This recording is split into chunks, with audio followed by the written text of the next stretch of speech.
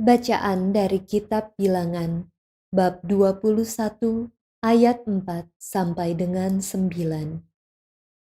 Ketika umat Israel berangkat dari Gunung Hor, mereka berjalan ke arah Laut Teberau untuk mengelilingi tanah Edom. Bangsa itu tidak dapat menahan hati di tengah jalan. Lalu mereka berkata-kata melawan Allah dan Musa. "Mengapa kamu memimpin kami keluar dari Mesir, supaya kami mati di padang gurun ini? Sebab di sini tidak ada roti dan tidak ada air. Kami telah muak akan makanan yang hambar ini." Lalu Tuhan menyuruh ular-ular tedung ke antara bangsa itu yang memagut mereka, sehingga banyak dari orang Israel itu mati. Kemudian datanglah bangsa itu mendapatkan Musa dan berkata, "Kami telah berdosa, sebab kami berkata-kata melawan Tuhan dan Engkau. Berdoalah kepada Tuhan supaya dijauhkannya ular-ular ini dari kami." Lalu Musa berdoa untuk bangsa itu, maka berfirmanlah Tuhan kepada Musa, "Buatlah ular tedung dan taruhlah pada sebuah tiang. Maka setiap orang yang terpagut ular, jika ia memandangnya, akan tetap hidup." Lalu Musa membuat ular tembaga dan menaruhnya pada sebuah tiang. Maka jika seseorang dipagut ular dan memandang ular tembaga itu, tetaplah ia hidup. Demikianlah sabda Tuhan.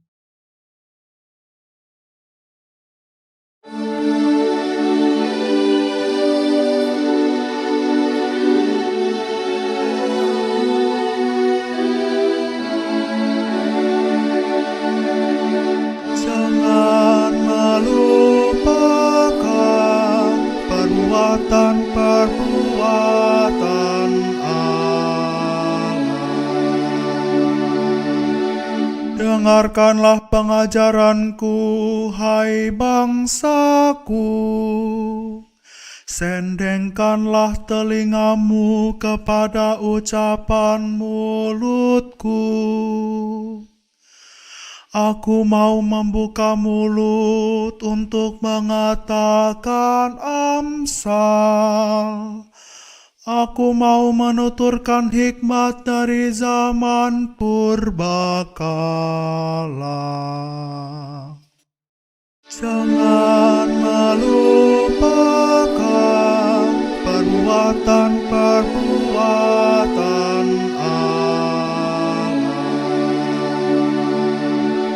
Ketika Allah membunuh mereka, maka mereka mencari Dia. Mereka berbalik dan mendambakan Allah. Mereka teringat bahwa Allah adalah gunung batu mereka, bahwa Allah yang Maha Tinggi adalah penebus mereka. Jangan melupakan perbuatan-perbuatan Allah.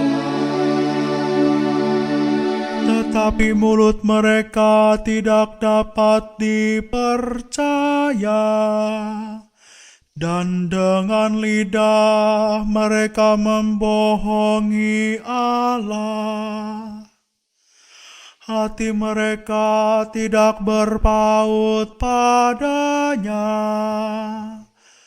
dan mereka tidak setia pada perjanjiannya. Jangan melupakan perbuatan-perbuatan Allah. Akan akan tetapi Allah itu penyayang. Ia mengampuni kesalahan mereka dan tidak memusnahkan mereka. Banyak kali ia menahan amarahnya dan tidak melampiaskan keberangannya. Jangan melupakan perbuatan-perbuatan Allah.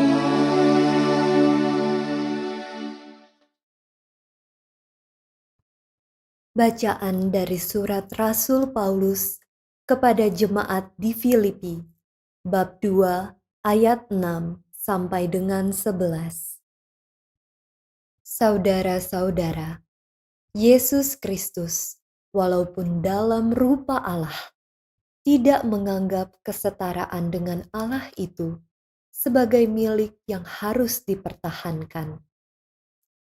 Sebaliknya, ia telah mengosongkan diri, mengambil rupa seorang hamba, dan menjadi sama dengan manusia. Dan dalam keadaan sebagai manusia, ia telah merendahkan dirinya dan taat sampai wafat, bahkan sampai wafat di kayu salib. Itulah sebabnya Allah sangat meninggikan dia dan menganugerahinya nama di atas segala nama, supaya dalam nama Yesus bertekuk lututlah segala yang ada di langit dan yang ada di atas, serta di bawah bumi, dan bagi kemuliaan Allah Bapa, segala lidah mengakui Yesus Kristus adalah Tuhan. Demikianlah sabda Tuhan.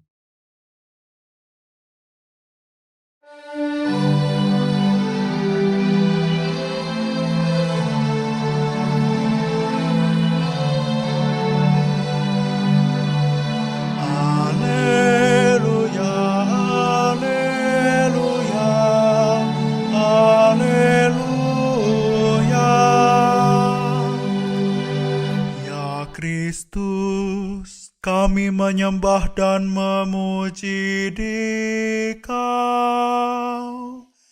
Sebab dengan salibmu, Engkau telah menebus dunia. Haleluya, haleluya, haleluya. Haleluya, haleluya, haleluya.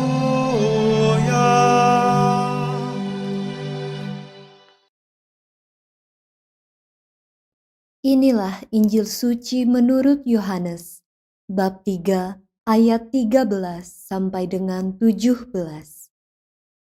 Dalam percakapannya dengan Nikodemus, Yesus berkata, "Tidak ada seorang pun yang telah naik ke surga selain Dia yang telah turun dari surga, yaitu Anak Manusia. Dan sama seperti Musa meninggikan ular di padang gurun, demikian juga Anak Manusia harus ditinggikan, supaya setiap orang yang percaya kepadanya beroleh hidup yang kekal. Karena begitu besar kasih Allah akan dunia ini, sehingga Ia telah mengaruniakan Anaknya yang tunggal, supaya setiap orang yang percaya kepadanya tidak binasa, melainkan beroleh hidup yang kekal. Sebab Allah mengutus Anaknya ke dalam dunia, bukan untuk menghakimi dunia, melainkan untuk menyelamatkannya." Demikianlah sabda Tuhan.